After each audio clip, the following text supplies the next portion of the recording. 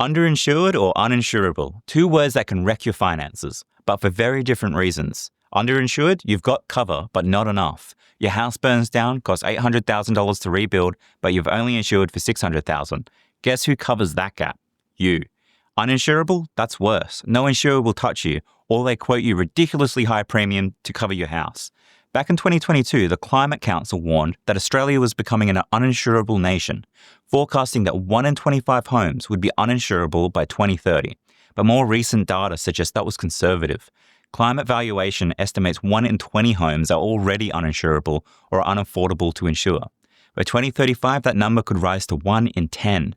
Floods, fires, coastal erosion. As climate risks rise, so does the uninsurable zone. Know which risk you're facing, because finding out too late, that's the real disaster.